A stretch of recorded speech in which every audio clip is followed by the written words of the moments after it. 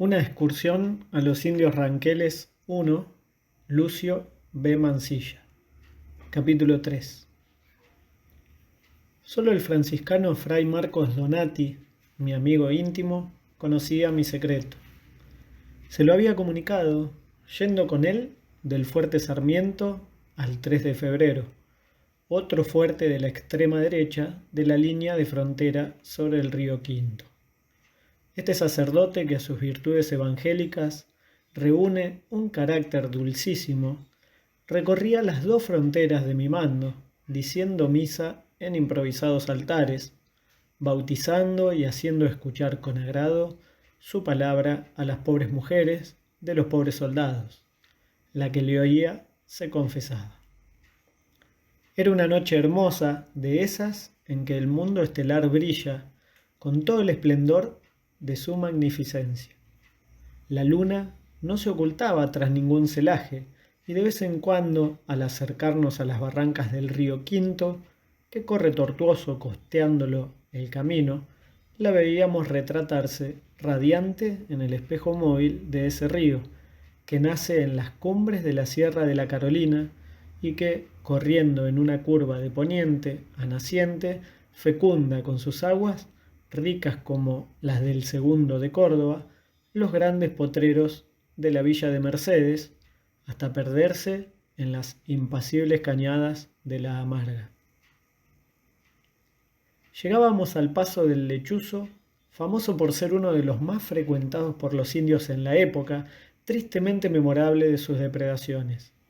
Hay allí un montoncito de árboles corpulentos y tupidos que tendrá como una media milla de ancho y que de noche el fantástico caminante se apresura a cruzar por un instinto racional que nos inclina a acortar el peligro.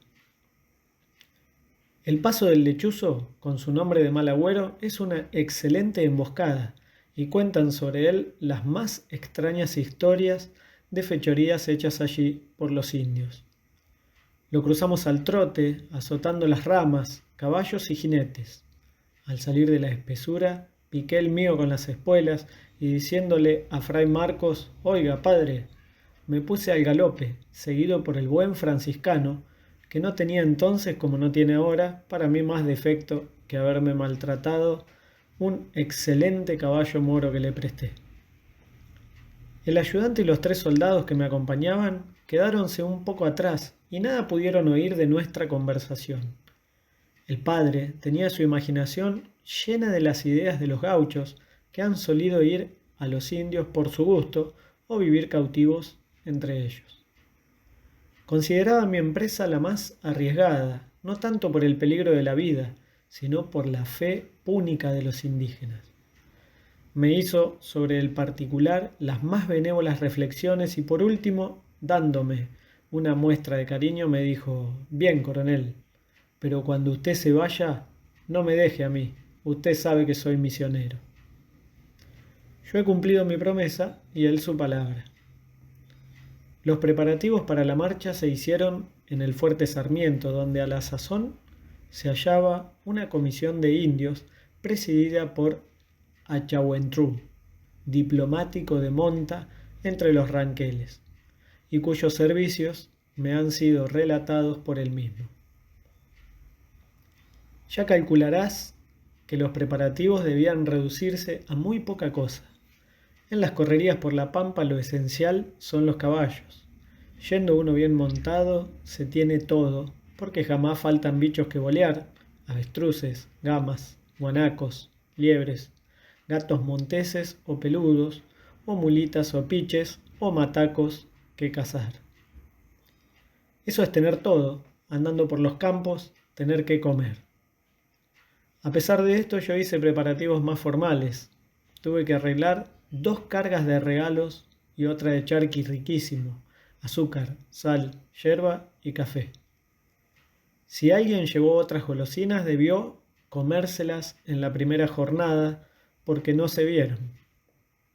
Los demás aprestos consistieron en arreglar debidamente las monturas y arreos de todos los que debían acompañarme, para que a nadie le faltara maniador, bozal con cabresto, manea y demás útiles indispensables y en preparar los caballos, componiéndoles los vasos con la mayor prolijidad. Cuando yo me dispongo a una correría, solo una cosa me preocupa grandemente: los caballos. De lo demás se ocupa el que quiere de los acompañantes. Por supuesto que un par de buenos rifles no han de faltarle a ninguno que quiera tener paz conmigo. Y con razón, el agua suele ser escasa en la pampa, y nada desalienta y desmoraliza más que la sed.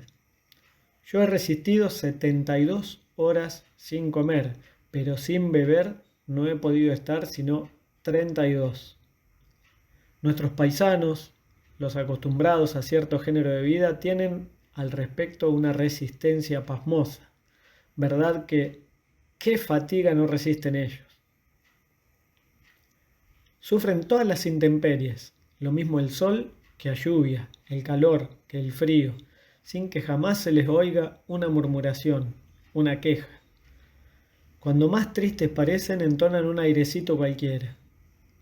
Somos una raza privilegiada, sana y sólida, susceptible de todas las enseñanzas útiles y de todos los progresos adaptables a nuestro genio y a nuestra índole.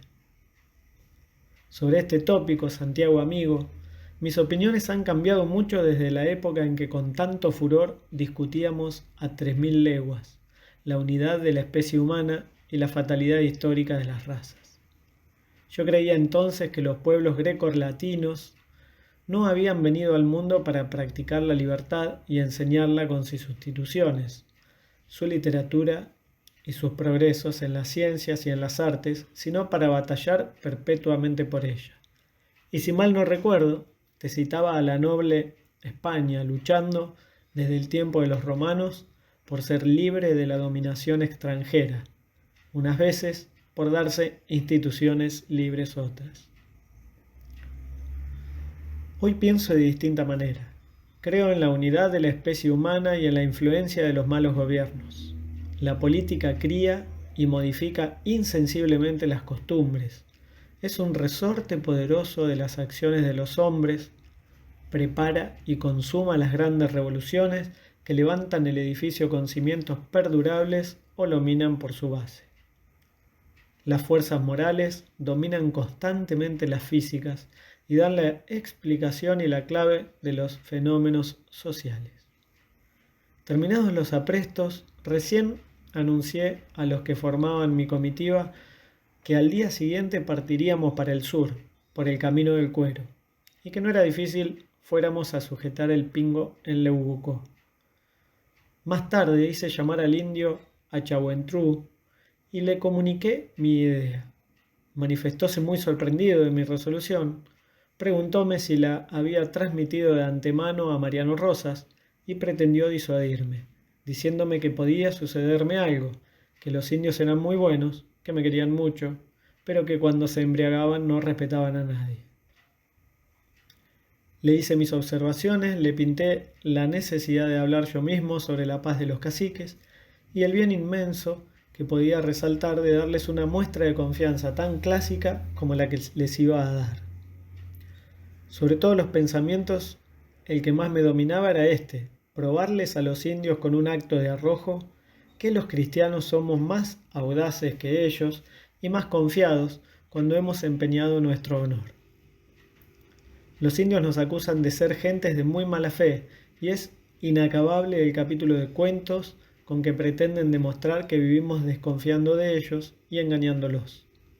Achahuentrú es entendido y comprendió no solo que mi resolución era irrevocable, que decididamente me iba al día siguiente, sino algunos de los motivos que les puse. Entonces me ofreció muchas cartas de recomendación y como favor especial me pidió que del cuero adelantara un chasqui avisando mi ida. Primero, para que no se alarmasen los indios y segundo, para que me recibieran como era debido. Le pedí para el efecto un indio y me dio uno llamado Angelito, sin tener nada de tal. Positivamente los nombres no son el hombre. Después de hablar, Achahuentrú conmigo fuese a conversar con el padre Marcos y su compañero fray Moisés Álvarez, joven franciscano, natural de Córdoba, lleno de bellas prendas, que respeto por su carácter y querido por su buen corazón. Al rato vinieron todos muy alarmados, diciéndome que los indios todos, lo mismo que los lenguaraces, conceptuaban mi expedición muy atrevida, erizada de inconvenientes y de peligros, y que lo que más atormentaba su imaginación era lo que sería de ellos, si por alguna casualidad me trataban mal en tierra adentro o no me dejaban salir. Híceles decir, porque quedaban en rehenes, que no tuvieran cuidado, que si los indios me trataban mal, ellos no serían maltratados, que si me mataban, ellos no serían sacrificados, que solo en el caso de que no me dejasen volver, ellos no regresarían tampoco a su tierra, quedando en cambio mío de mis oficiales y soldados. Ellos eran unos 8, me parece, y los que íbamos a internarnos 19. Y les pedí encarecidamente a los padres les hicieran comprender que aquellas ideas eran justas y morales. Tranquilizáronse después de muchos meses de estar en negocios conmigo, no habiéndolos engañado jamás ni tratado con disimulo, sino así tal cual Dios me ha hecho, bien unas veces mal otras, porque mi humor depende de mi estómago y de mis digestiones, había adquirido una confianza plena en mi palabra. Muchas veces no llegaron a mis oídos en el Río Cuarto estas palabras proferidas por los indios en sus conversaciones de pulpería. Ese coronel Mansilla, bueno, no mintiendo, engañando nunca, pobre indio. Llegó por fin el día y el momento de partir. El fuerte Sarmiento estaba en revolución. Soldados y mujeres rodeaban mi casa para darme un adiós, sans adieu, y desearme feliz viaje. Ellas creían, quizás interiormente, que no volvería. El cariño, la simpatía, el respeto exageran el peligro que corren o deben correr las personas que no nos son insuficientes. Hay más miedos en la imaginación que en las cosas que deben suceder. Cuando todos esperaban ver arrimar mis tropillas y las mulas para tomar caballos, aparejar las cargas y que me pusiera en marcha, oyóse un toque de corneta inusitado a esa hora, llamada redoblada. En el acto cundió la voz, ¡los indios!, y una agitación momentánea era visible en todos los semblantes. Los soldados corrían con sus armas a las cuadras. Poco tardó en oírse el toque de tropa, y poco también en estar todas las fuerzas de la guarnición formadas, el batallón 12 de línea montado en sus hermosas mulas, y el 7 de caballería de línea en buenos caballos, con el de tiro correspondiente. Al mismo tiempo que la tropa había estado aprestándose para formar, los vivanderos recibieron orden de armarse, las mujeres de reconcentrarse al club El Progreso en La Pampa, que estaban edificando los jefes y oficiales de la guarnición, que tiene su hermoso billar y otras comodidades. A los indios se les ordenó no se movieran del rancho en que estaban alojados, y a los vivanderos que sirvieran de custodia de unos y otras. Mientras esto pasaba, en el recinto del fuerte, en sus alrededores reinaba también grande animación. Las caballadas, el ganado, todo cuanto tenía 4 patas, era sacado de sus comederos habituales y reconcentrado. Decididamente, los indios han invadido por alguna parte, eran las conjeturas. Achahuentrú estaba estupefacto, vacilando entre si era una invasión que venía o una que iba. Cuando todo estaba listo, mi segundo jefe recibió orden de salir con las fuerzas de marchar una legua rumbo al sur y se pasó allí una revista general. Yo quise antes de marcharme ver en cuánto tiempo se aprestaba la guarnición, fingiendo una alarma y reírme un poco de los indios, que tuvieron un rato de verdadera amargura, no sabiendo ni lo que pasaba ni qué creer. Y tuve la satisfacción militar de que todo se hiciera con calma y prontitud, sea dicho en elogio de cuantos guarnecían el fuerte Sarmiento en aquel entonces. Que Dios ayude, mientras estoy lejos, a mis compañeros de armas, esos del sacrificio y de la gloria. Lo mismo que deseo te ayude a ti, Santiago amigo, conservándote siempre con un humor placentero y un estómago como los desea Brillat Savarin.